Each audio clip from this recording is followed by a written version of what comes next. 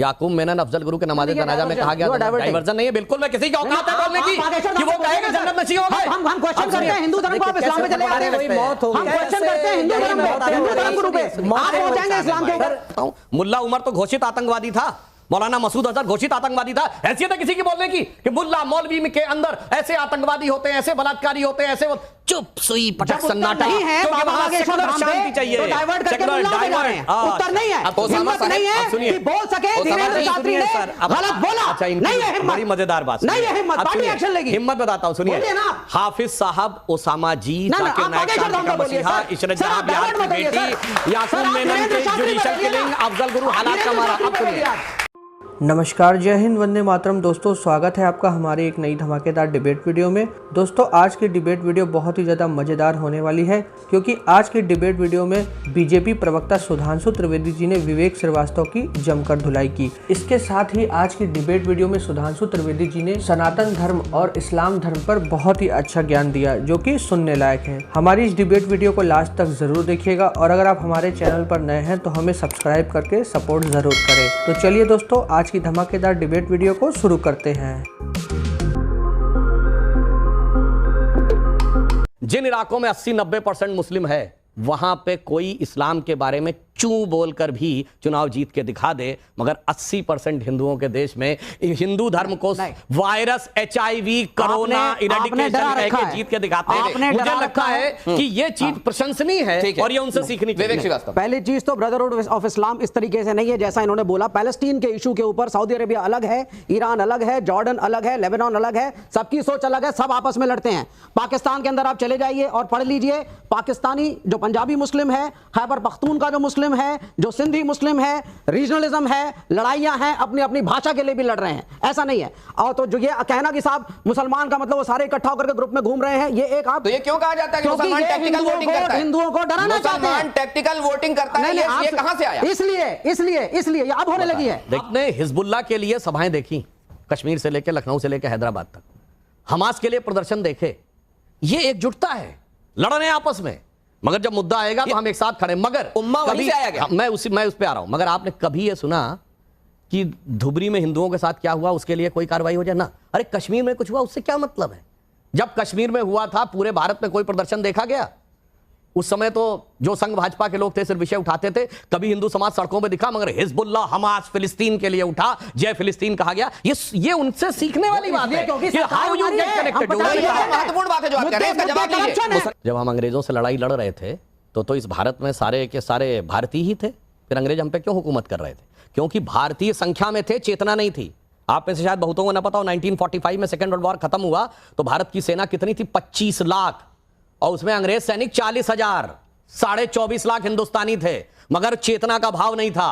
गांधी जी ने शुरू करके चेतना का भाव बढ़ाया। फिर चाहे तिलक ने पूर्ण स्वराज्य की बात कही, फिर वीर सावरकर ने कहा, नेताजी सुभाष चंद्र बोस ने कहा, भगत सिंह, चंद्रशेखर आजाद, बाघा जतीन, शकील नाथ सान्याल, तब वो चेतना उठते उठते 40 साल लगा, तब जाके 47 में आजादी मिली। आपकी बात बिल्कुल सही है कि हिंदू संख्या में है, मगर यही तो मैंने कहा ना, मगर उसके अंदर चेतना नहीं आई है। इसीलिए जब राम मंदिर का आंदोलन शुरू हुआ था तब हम 2 सीटों के थे, क्योंकि चेतना मंदिर के पक्ष में सिर्फ इतनी थी। अब चेतना का विराट रूप दिखा है। कुंभ से नहीं आएगी।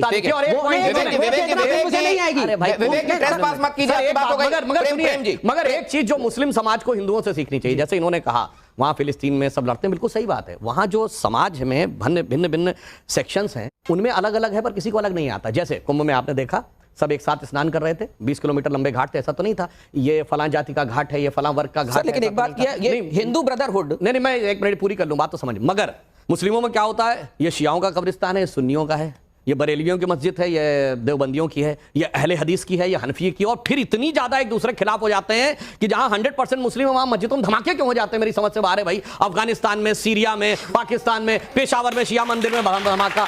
अब उसका कारण क्या है? और तो और छोड़िए, इस हिंदुस्तान में आप कहेंगे बाहर की बात क्यों करते हो? भारत में कश्मीर ही एक ऐसा राज्य हो गया जहां ऑलमोस्ट 95% मुस्लिम हो गए, तो चरारे शरीफ जला दी गई, कहा गया तो एंटी इस्लामिक है क्योंकि ये मजार है। तो फिर हजरत बल पे जहां मोहम्मद साहब का मुई मुकद्दस रखा है, जहां बाल रखा हुआ है जो सबसे पवित्र, उस पर आतंकवादियों का कब्जा हो गया। तो मुझे लगता है को एग्जिस्टेंस अगर सीखना है तो हिंदुओं से सीखो, जो मैंने आपको पहले बताया कि हमारे यहाँ कोई आलोचना भी करता है तो कोई फर्क नहीं पड़ता है, एक धर्म की आलोचना कर दे, ग्रंथ की आलोचना कर दे, ये कर दे, वो कर दे, ये चीज हमसे सीखनी चाहिए, मगर एकजुट कैसे रहा जा सकता उनसे। सर तो टॉलरेंट होना, एकजुट उस तरीके से नहीं होना, ये हमको कमजोर बना देता है, ये हमारी मजबूती है। बहुत आपने अच्छी बात कही।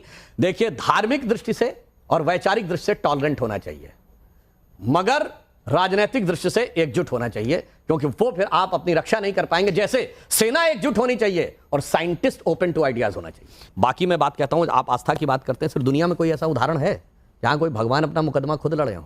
यहाँ श्री राम लला विराजमान अपना मुकदमा खुद लड़े हैं। दुनिया में कोई ऐसा धर्म मजहब जिससे कहा गया पहले तुम साबित करो कि ये हुए थे कि नहीं, यही अयोध्या थी कि नहीं, और फिर ये बातें की गई, इतने कमरे थे तो यहाँ पे हुए थे कि नहीं, ये सारी बातें देखी गई हैं। उस पृष्ठभूमि में जब आप देखते हैं तो साफ समझ में आता है कि किसके मन में क्या भाव था, और मुक्त करने का पूरा प्रयास हुआ करें। और मैं बाकी करोड़ों दर्शकों से कहता हूं, आप जाइए, मेरी बात पे भी ना विश्वास करिए, ना किसी और की बात पे विश्वास करिए। एक कॉन्सेप्ट होता है आइडियोलॉजिकल सबवर्जन, जो जाके पढ़ लीजिए। कांग्रेस मुक्त की बात जब आप करते हैं तो हिंदू विरोधी मुक्त की बात होती है। नहीं, मैं आपको बता रहा हूं, भारत को कैसे हिंदू संस्कृति पूरी तरह समाप्त करने का प्रयास किया गया था, वो अंग्रेज और मुगलों का दौर छोड़ दीजिए।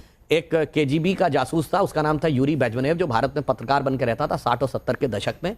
2006 में उसने कैनेडियन टीवी को एक इंटरव्यू दिया है, जिसमें उसने पूरा खाका बताया है कि 4 स्टेजेस बनाई गई थी कि कैसे भारत को धर्म से मुक्त करना है। फर्स्ट स्टेज थी स्टेज ऑफ डिमोरलाइजेशन, यानी हमारे दिमाग में भरना हमारी धर्म संस्कृति की हर चीज गलत है। उसके बाद सेकंड स्टेज थी स्टेज ऑफ डिस्टेबलाइजेशन, अब उस पर आंदोलन खड़े करने हैं। थर्ड स्टेज थी स्टेज ऑफ रिवोल्यूशन, यानी अब उनको हिंसक आंदोलनों में तब्दील करना है। और फोर्थ स्टेज थी स्टेज ऑफ नॉर्मलाइजेशन, यानी उसके द्वारा सत्ता प्राप्त करनी है।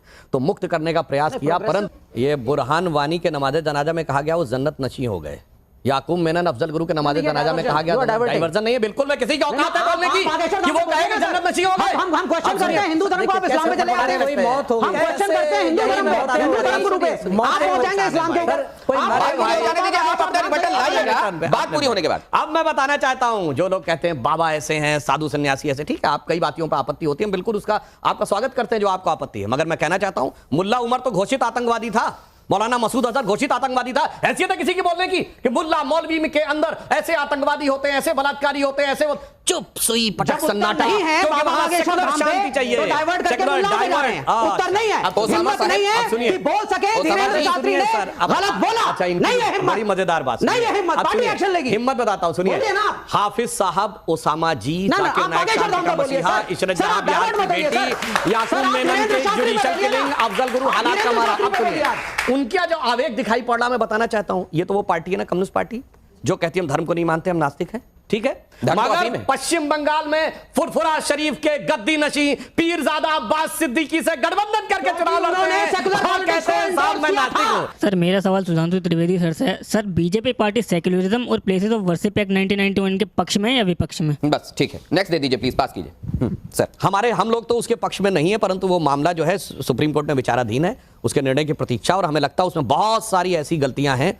जैसे मैं एक छोटा सा उदाहरण बताऊं, तमिलनाडु के जिस तिरुचिरापल्ली के मंदिर को वक्फ बोर्ड ने क्लेम कर दिया, वो 1500 साल पुराना मंदिर था, तो प्लेसेस ऑफ वर्शिप एक्ट के हिसाब से तो 1947 के बाद चेंज नहीं हो सकता था, तो कायदे से तुरंत खारिज कर देना चाहिए था वक्फ बोर्ड को। It is in contradiction to the places of worship act. मगर नहीं, वहां पे जहां प्लेसेस ऑफ वर्शिप एक्ट यानी सिर्फ हिंदुओं के अगेंस्ट में यूज होना है, चाहे वक्फ हो या places of worship act. Next please sir, जैसे कि स्विमिंग पूल्स होते हैं, वहाँ का वाटर जो स्टैग्नेंट होता है, बट जो हमारी गंगा है जो 5225 किलोमीटर में फैली हुई है, उसका वाटर तो फ्लो ही होता है। तो जो लोग कुंभ की महाकुंभ की आलोचना करते हैं, उनको सबसे पहले तो स्विमिंग पूल को बैन कराना चाहिए। आप जब सैंपल ले जाएंगे तो उस पर्टिकुलर समय का ले जाएंगे, उसके बाद भी तो अविरल बह रहा है जल। जी सर। नहीं, जो उन्होंने बात कही बिल्कुल सही बात है, अगर आप ईमानदारी से करें तो मैं सारी चीज़ों में, जैसे आपने, मैं किसी धर्म के प्रति अगेंस्ट में नहीं बोल रहा हूँ, मस्जिद में भी आपने वजू करते हुए देखा होगा, और उसमें लोग मुंह भी लेते हैं, कुल्ला भी करते हैं, हाथ भी करते हैं। किसी ने उसका सैंपल लेके कभी गया है कोई कि साहब ये कितना सही है कि गलत है फलाना? जबकि इसमें तो सही बात है, फ्लोइंग वाटर में तो कुछ समय के बाद अपने आप क्लीनिनेस आ जाती है।